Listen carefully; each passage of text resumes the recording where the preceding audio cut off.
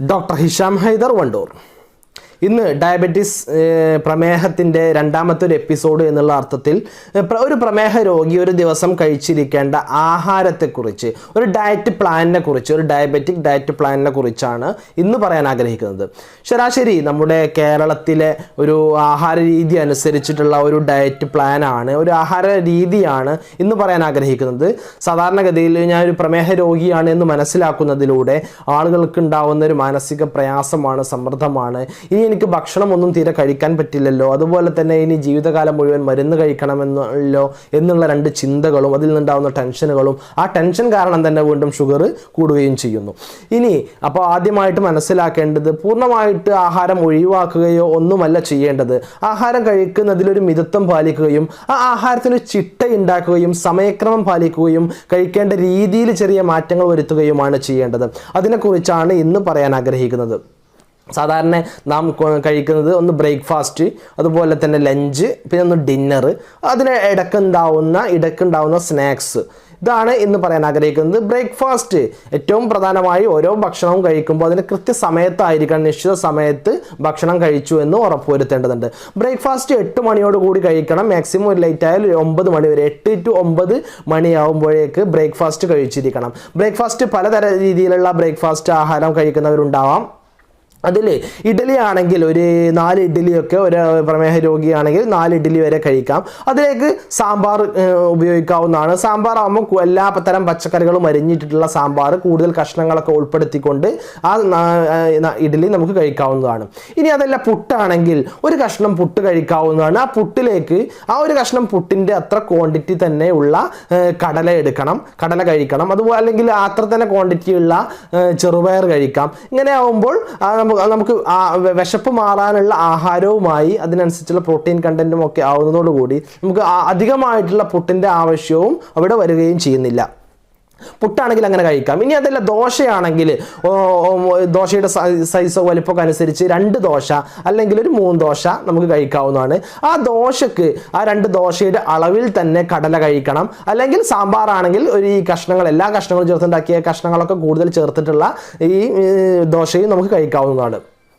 ഇനി അതല്ല ബ്രെഡ് കഴിക്കുന്ന ആളുകളുണ്ടാവും, വല്ലപ്പോഴും ബ്രെഡ് കഴിക്കുന്ന ആളുകളുണ്ടാവും. സാധാരണ ബ്രെഡിൽ നിന്ന് മാറിക്കൊണ്ട് ബ്രൗൺ ബ്രെഡ് കഴിക്കാൻ വേണ്ടി ശ്രദ്ധിക്കുക. അതിലേക്ക് 1-2 മുട്ട കൊണ്ടുണ്ടാക്കിയിട്ടുള്ള ഓംലെറ്റും ചേർത്ത് നമുക്ക് ആഹരിക്കാവുന്നതാണ്. ഇതിങ്ങനെയൊക്കെ കഴിക്കുന്നത് നമുക്ക് വിശപ്പ് മാറുന്നതിന് വേണ്ടിയിട്ടും, അതുപോലെ തന്നെ ബ്രേക്ക്ഫാസ്റ്റ് ഉഷാറാവണം. ഒരു ദിവസത്തെ ആഹാരത്തിൽ ബ്രേക്ക്ഫാസ്റ്റ് നമുക്ക് നല്ല ബ്രേക്ക്ഫാസ്റ്റാണ് എല്ലാ ആളുകളും കഴിക്കേണ്ടത്. ആഹാരം എപ്പോഴും കുറയാതിരിക്കാനും ശ്രദ്ധിക്കണം. അങ്ങനെ കുറയാതിരിക്കാൻ വേണ്ടിയിട്ടാണ് ഇതിൽ ഇത്തരത്തിലുള്ള പച്ചക്കറികളും സലാഡ്സും കൂടുതലായിട്ട് കഴിക്കാൻ പറയുന്നത്. ഇനി ലഞ്ചിന് മുന്നോടിയായിട്ട് സ്നാക്സ് കഴിക്കുന്ന ആളുകളുണ്ടാവാം. ആ സ്നാക്സ് ഒരു 11 മണിക്കൊക്കെ സ്നാക്സ് കഴിക്കുന്ന ആളുകളാണെങ്കിൽ ചായ കുടിക്കാം. ചായയിൽ ഷുഗർ ഒഴിവാക്കിയിട്ടുള്ള ചായ, ഒരു ദിവസം 1-2 ഗ്ലാസ് വരെ ചായ ഒരാൾക്ക് കുടിക്കാവുന്നതാണ്. മധുരം തീരെ കഴിക്കാൻ പാടില്ല. അതുപോലെ തന്നെ എണ്ണക്കടികൾ, പലഹാരങ്ങളൊക്കെ ഈ സ്നാക്സിൻ്റെ സമയത്ത് ഒഴിവാക്കുക. പരമാവധി ഫൈബർ കണ്ടന്റ് അടങ്ങിയിട്ടുള്ള ബിസ്ക്കറ്റ് ഉപയോഗിക്കാവുന്നതാണ്. ഇന്ന് മാർക്കറ്റിൽ അവൈലബിൾ ആണ് ഫൈബർ കണ്ടന്റ് അടങ്ങിയിട്ടുള്ള ബിസ്ക്കറ്റുകൾ. അതുപോലെ റസ്ക് ഉപയോഗിക്കാവുന്നതാണ്. അല്ലെങ്കിൽ ഇനി ഓഫീസിലൊക്കെ പോകുന്ന എളുപ്പത്തിന് വേണ്ടിയിട്ടാണ് ഈ കക്കരിക്ക പോലെയുള്ള സലാഡ്സ് ഒക്കെ ഈ സ്നാക്സ് ആയിട്ട് ഉപയോഗിക്കാവുന്നതാണ്. ഇനി അടുത്തത് ലഞ്ചാണ്. ലഞ്ച് കഴിക്കുന്നത് കൃത്യമായിട്ട് 1 മണിയോടുകൂടി തന്നെ ലഞ്ച് നിർബന്ധമായിട്ടും കഴിക്കേണ്ടതുണ്ട്. ലഞ്ചിൽ സാധാരണ നാം ഉപയോഗിക്കുന്ന വെള്ള അരിക്ക് പകരമായിക്കൊണ്ട് മട്ട അരി, ബ്രൗൺ റൈസ് ആണ് ഉപയോഗിക്കേണ്ടത്. അതിൽ മറ്റതിനെ അപേക്ഷിച്ച് ഫൈബർ കണ്ടന്റ് ധാരാളമായിട്ട് ഉള്ളത് കൊണ്ട് അത് കഴിക്കുന്നതാണ് ഏറ്റവും ഉത്തമം. ഈ ബ്രൗൺ റൈസ്, മട്ടരി കഴിക്കുന്ന ആളുകൾ ഒരു കോരി ചോറ് കഴിക്കാവുന്നതാണ്. അതിലേക്ക് സാമ്പാർ, എല്ലാതരം പച്ചക്കറികളും അരിഞ്ഞിട്ടുള്ള സാമ്പാർ ഉപയോഗിക്കാം. അതുപോലെ തന്നെ പലതരത്തിലുള്ള പച്ചക്കറികളും ഉപ്പേരികളും ഒക്കെ ഉപയോഗിക്കാവുന്നതാണ്. ഇനി ഫിഷ് കറി, ചിക്കൻ കറിയൊക്കെ ഉപയോഗിക്കാവുന്നതാണ്. പൊരിച്ചത് പൂർണ്ണമായിട്ടും ഒഴിവാക്കേണ്ടതുണ്ട്. പൊരിച്ചതായിട്ടുള്ള കൂടുതൽ എണ്ണ ഉപയോഗിച്ചിട്ടുള്ള പദാർത്ഥങ്ങളൊക്കെ ഒഴിവാക്കുക. കൂടുതലായിട്ട് ഇത്തരത്തിലുള്ള പയറുവർഗ്ഗങ്ങൾ കൊണ്ടുള്ളത്, പച്ചക്കറികൾ കൊണ്ടുള്ളത് അതൊക്കെ കൂടുതലായിട്ട് ഉൾപ്പെടുത്തുക. ഒരു കോരി ചോറ് വിശപ്പ് മാറുന്നതിന് വേണ്ടിയിട്ട് ഈ ചോറ് കഴിക്കുന്നതിന് മുമ്പായിട്ട് കുറച്ച് സലാഡ്സ് അഥവാ എളുപ്പത്തിൽ നമുക്ക് അവൈലബിൾ ആയിട്ടുള്ള കക്കരി, ഒരു ഹാഫ് കഷ്ണം കക്കരി എടുത്ത് ആദ്യം കഴിക്കുക. അതിനുശേഷം ഈ ഒരു കോരി ചോറും അതിലേക്ക് ഈ പച്ചക്കറികളും ഈ സാമ്പാറിൻ്റെ കഷ്ണങ്ങളൊക്കെ ഉള്ള ഈ ഭക്ഷണം കഴിക്കാവുന്നതാണ്. ഇതാണ് നമ്മളൊരു ദിവസത്തെ ലഞ്ച് എന്ന് പറയുന്നത്. നമുക്ക് അത്യാവശ്യം നന്നായിട്ട് വിശപ്പ് മാറുന്ന രീതിയിലുള്ള ഒരു ലഞ്ചായിരിക്കുകയും ചെയ്യും. ഇനി അതിനുശേഷം ഒരു ഈവനിങ് സ്നാക്സ് ഒക്കെ കഴിക്കുന്ന ആളുകൾ നേരത്തെ പറഞ്ഞതുപോലെ മധുരമില്ലാത്ത ഒരു ഗ്ലാസ് ചായ കുടിക്കാവുന്നതാണ്. അതുപോലെ തന്നെ സ്നാക്സ് ആയിട്ട് വേണമെങ്കിൽ കക്കരിക്ക പോലെയുള്ള സലാഡ്സ് ഉപയോഗിക്കാം, അല്ലെങ്കിൽ ഫൈബർ കണ്ടന്റ് അടങ്ങിയിട്ടുള്ള ബിസ്ക്കറ്റോ റസ്കോ മറ്റോ നമുക്ക് ഉപയോഗിക്കാവുന്നതാണ്. അതുപോലെ തന്നെ ഡേറ്റ്സ് നെഡ്സൊക്കെ ഉപയോഗിക്കാവുന്നതാണ്. ബദാം പോലെയുള്ള നെഡ്സ് നമുക്ക് വളരെ 5-6 നെഡ്സൊക്കെ അതിലേക്ക് ഉപയോഗിക്കാവുന്നതാണ്. ഇനി അടുത്തത് ഡിന്നറാണ്. പൊതുവേ നമ്മുടെ കേരളത്തിലുള്ള ഒരു ഭക്ഷണ രീതി സാഹചര്യമൊക്കെ അനുസരിച്ച് ഉച്ചക്കുള്ള കറികളൊക്കെ തന്നെ ആയിരിക്കും രാത്രിക്കും ഉണ്ടാവാറുള്ളത് പൊതുവേ. അങ്ങനെയാണെങ്കിൽ ആ കറി തന്നെ ഉപയോഗിക്കാം. ഉച്ചക്ക് സാമ്പാർ ആണെങ്കിൽ ആ സാമ്പാർ തന്നെ നമുക്ക് രാത്രി ഉപയോഗിക്കാം. അപ്പോൾ അതിലേക്ക് ഒരു 3 ചപ്പാത്തി സൈസ് അനുസരിച്ചിട്ട് 2-3 ചപ്പാത്തി നമുക്ക് കഴിക്കാവുന്നതാണ്.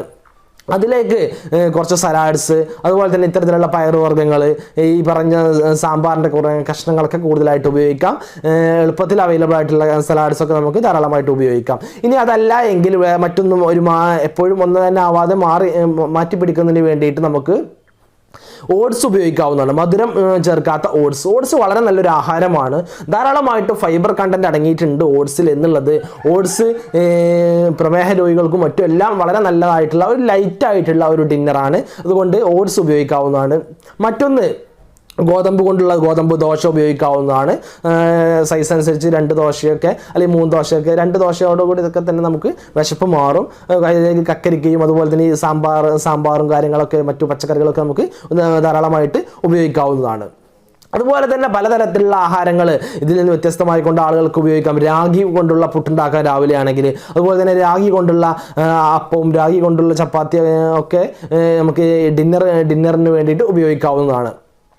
ഇതാണ് ശ്രദ്ധിക്കേണ്ട കാര്യങ്ങൾ. അതുപോലെ തന്നെ പ്രമേഹമുള്ള ആളുകൾ, ഡയബറ്റീസ് ആയിക്കഴിഞ്ഞാൽ ഒരുപാട് ഷുഗറുകൾ വന്ന ആളുകൾ പറയുന്നതാണ്, ഇനി നമുക്ക് ഫ്രൂട്ട്സ് ഒന്നും കഴിക്കാൻ കഴിയുകയില്ലല്ലോ, ഫ്രൂട്ട്സ് ആയിട്ട് അല്ലെങ്കിൽ പഴവർഗ്ഗങ്ങളൊന്നും ഇനി ഉപയോഗിക്കാൻ പറ്റില്ലല്ലോ എന്നുള്ളത്. അതൊരു തെറ്റായ ധാരണയാണ്. ഫ്രൂട്ട്സ് കഴിക്കാവുന്നതാണ്. അത് കഴിക്കുന്നതിൻ്റെ അളവുണ്ട്, അതുപോലെ കഴിക്കുന്ന രീതിയുമുണ്ട്. ഫ്രൂട്ട്സ് ജ്യൂസ് ഒരിക്കലും കഴിക്കാൻ പാടുകയില്ല. നമുക്ക് ഫ്രൂട്ട്സിൽ ആവശ്യമായിട്ടുള്ളത് അതിൻ്റെ ഒരുപാട് ഫൈബർ കണ്ടന്റ് അടങ്ങിയിട്ടുള്ള, നാരുകൾ അടങ്ങിയിട്ടുള്ള ഒരുപാട് ഇതുണ്ട്. അതെല്ലാം ഒഴിവാക്കിക്കൊണ്ടുള്ള ജ്യൂസ് അല്ല കഴിക്കേണ്ടത്. മധുരം ചേർത്ത ജ്യൂസൊന്നും കഴിക്കരുത്. ഫ്രൂട്ട് അങ്ങനെ വോൾ ഫ്രൂട്ടായിട്ട് ആ ഫ്രൂട്ട് തന്നെയാണ് കഴിക്കേണ്ടത്. ഇപ്പം നമ്മളൊരു ഓറഞ്ച് കഴിക്കുകയാണെങ്കിൽ ഒരു ഓറഞ്ച് ഒരു ദിവസം കഴിക്കാം, അല്ലെങ്കിൽ ആപ്പിൾ ആണെങ്കിൽ ഒരു ആപ്പിൾ കഴിക്കാം. ഏതെങ്കിലും ഒരു ഫ്രൂട്ട് ഒരു ദിവസം കഴിക്കാവുന്നതാണ്. ആപ്പിൾ ആണെങ്കിൽ അല്ലെങ്കിൽ ഓറഞ്ച് മുസംബിക്ക് ആണെങ്കിൽ ഓരോന്ന് കഴിക്കാം. ഇനി മുന്തിരി ആണെങ്കിൽ ഒരു ദിവസം ഒരു 12-15 ഒരു ആവറേജ് സൈസുള്ള 12-15 മുന്തിരി ഒരു ദിവസം കഴിക്കാവുന്നതാണ്. ഇങ്ങനെ അതുപോലെ കിവി, അവക്കാഡോ പോലെയുള്ള ഫ്രൂട്ട്സൊക്കെ ഇതുപോലെ നമുക്ക് ഒന്ന് വെച്ചിട്ട് ഒരു ദിവസം കഴിക്കാവുന്നതാണ്. അതുകൊണ്ട് വേറെ പ്രശ്നങ്ങളോ പ്രയാസങ്ങളോ ഒന്നും തന്നെ നമുക്കുണ്ടാവുകയില്ല. ഇനി ചെറുപഴമാണെങ്കിൽ ഒരു ചെറുപഴം കഴിക്കാം. നേന്ത്രപ്പഴമാണെങ്കിൽ ഒരു അരമുറി നേന്ത്രപ്പഴം കഴിക്കാവുന്നതാണ്. ഇതിലേതെങ്കിലും ഒരു ഫ്രൂട്ട് ഒരു ദിവസം ഉപയോഗിക്കാവുന്നതാണ്. ഇനി ആഹാരത്തിൽ തീരെ ഒഴിവാക്കേണ്ടതെന്ന് പറഞ്ഞാൽ ആഡഡ് ഷുഗേഴ്സാണ്. ഡയറക്റ്റ് ഷുഗേഴ്സ്, പഞ്ചസാരയാവാം, അല്ലെങ്കിൽ തേന്, ശർക്കര, ഇങ്ങനെ ഇതെല്ലാം ആഡ് ചെയ്തിട്ടുള്ള ആഹാരങ്ങളൊക്കെ ഒഴിവാക്കണം. ഇത്തരത്തിലുള്ള ഷുഗറുകളൊക്കെ പൂർണ്ണമായിട്ട് ഒഴിവാക്കണം. ഈ ഷുഗർ ആഡ് ചെയ്തിട്ടുള്ള മധുര പലഹാരങ്ങൾ, ബേക്കറികൾ പൂർണ്ണമായിട്ട് ഒഴിവാക്കണം. ഫാസ്റ്റ് ഫുഡ്, ജങ്ക് ഫുഡിൻ്റെ ഉപയോഗം പൂർണ്ണമായിട്ട് നിർത്തേണ്ടതുണ്ട്, പൂർണ്ണമായിട്ട് സ്റ്റോപ്പ് ചെയ്യേണ്ടതുണ്ട്. അതുപോലെ തന്നെ ധാരാളമായിട്ട് വെള്ളം കുടിക്കുക. രാവിലെ മുതൽ വൈകുന്നേരം വരെ ധാരാളമായിട്ട് വെള്ളം കുടിക്കുക. ഇതാണ് ഒരു ദിവസത്തിലുള്ള ആഹാര രീതി. ഇങ്ങനെ വളരെ കൃത്യനിഷ്ഠയോടുകൂടി രാത്രി ഭക്ഷണം കഴിക്കുന്നതിൻ്റെ സമയം ഞാൻ പറഞ്ഞില്ല എന്ന് തോന്നുന്നു. രാത്രി ഭക്ഷണം കഴിക്കേണ്ടത് ഉറങ്ങുന്നതിൻ്റെ 2 മണിക്കൂർ മുമ്പ്, കൃത്യമായിട്ട് 9 മണി അല്ലെങ്കിൽ 10 മണിയോട് കൂടി എല്ലാവരും ഉറങ്ങണം. അപ്പോൾ അതിൻ്റെ 2 മണിക്കൂർ മുമ്പെങ്കിലും ഭക്ഷണം കഴിച്ചിരിക്കണം, രാത്രി ഭക്ഷണം. ഈ ഒരു സമയക്രമങ്ങൾ, അതുപോലെ ഭക്ഷണം കഴിക്കുന്ന രീതി, അതിൻ്റെ അളവ്, ഇതിൽ നല്ല രീതിയിൽ നിഷ്ഠ പാലിക്കുകയാണെങ്കിൽ, കൃത്യത പാലിക്കുകയാണെങ്കിൽ നമുക്ക് ഷുഗർ വളരെ രീതിയിൽ കൺട്രോൾ ചെയ്യാൻ കഴിയും. അതുപോലെ തന്നെ ഇനി ശ്രദ്ധിക്കേണ്ട ഒരു കാര്യം എന്ന് പറഞ്ഞാൽ എക്സസൈസ്, വ്യായാമങ്ങളാണ്. ഏതെല്ലാം തരത്തിലുള്ള വ്യായാമം ചെയ്യാം, എങ്ങനെ ചെയ്യാം, എത്ര ചെയ്യാം എന്നുള്ളതൊക്കെ നമുക്ക് നോക്കാം. അടുത്ത ഒരു വീഡിയോയിൽ നമുക്ക് ഈ വ്യായാമത്തെക്കുറിച്ച്, ഈ ഡയബറ്റിക് രോഗി അല്ലെങ്കിൽ പ്രമേഹ രോഗി ശ്രദ്ധിക്കേണ്ട വ്യായാമത്തെക്കുറിച്ചായിരിക്കും. അതുപോലെ തന്നെ അത് കഴിഞ്ഞിട്ട് നമുക്കൊരു GD, ജസ്റ്റേഷണൽ ഡയബറ്റീസ്, പ്രഗ്നൻസി സമയത്ത് ഗർഭകാലത്തുണ്ടാവുന്ന പ്രമേഹവുമായി ബന്ധപ്പെട്ടുള്ള ഒരു വീഡിയോയും അതിൻ്റെ അടുത്ത എപ്പിസോഡിൽ ചെയ്യാൻ ആഗ്രഹിക്കുന്നുണ്ട്. ഇതിൽ എന്തെങ്കിലും സംശയങ്ങൾ ഉണ്ടെങ്കിൽ വാട്സപ്പിലോ അല്ലെങ്കിൽ ഈ വീഡിയോയ്ക്ക് താഴെ കമൻ്റായിട്ടോ ചോദിക്കാവുന്നതാണ്. മറ്റൊരു വീഡിയോയുമായി നമുക്ക് വീണ്ടും കണ്ടുമുട്ടാം. എല്ലാവർക്കും നന്ദി, നമസ്കാരം.